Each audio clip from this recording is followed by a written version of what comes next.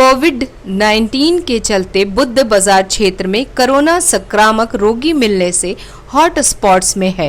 लंबे समय से बंद दुकानों पे लगे ताले लगने से दुकानदारों का आज सब्र जवाब दे गया। दुकान खुलवाने को लेकर दुकानदारों ने आज दोपहर बुद्ध बाजार चौराहे पर बैठ गए और दुकान खुलवाने को लेकर कोतवाली थाना अध्यक्ष का घेराव किया। वो भेदभाव न करा जाए।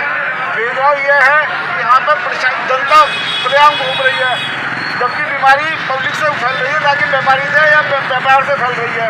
हमारा प्रशासन से यही कहना है कि यह व्यापार खोले जाए और अनुमति दी जाए व्यापार खोलने की। अगर आपका 250 मीटर का क्राइट एरिया है तो 250 मीटर का क्राइट एरिया सब जगह पालन हो, सब जगह लागू हो, ना कि किसी विशेष क्षेत्र में लागू हो।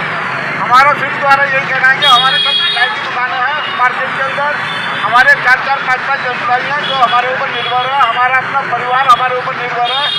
लेकिन पिछले 3 महीने से लगातार हम लॉकडाउन झेल रहे हैं। 10 दिन के लिए व्यापार खुला, 10 दिन बाद फिर लॉकडाउन हो गया। प्रशासन ये सारे व्यापारी कहाँ पर खड़े हुए हैं? इस समय हम बुद्ध बाजार चौराहे पर खड़े हुए हैं। क्यों खड़े हुए हैं? सिर्फ इसलिए कि हमारे व्यापार खोलने की अनुमति दी जाए या पूरे शहर में लॉकडाउन कर दें। अगर बीमारी इस कदर फैली हुई है कि व्यापारी से बीमारी फैल रही है तो पूरे शहर को लॉकडाउन कर दे प्रशासन। हमें उस पर एतराज नहीं है, लेकिन ये हमारे लिए परेशानी का कारण है कि आधा शहर खुला हुआ और आधा शहर बंद है। भुखमरी का सामना है सर, EMI से बैंक की लिमिट है, बैंक के कर्जे, घर की किस्त है, कार का कर्जा है।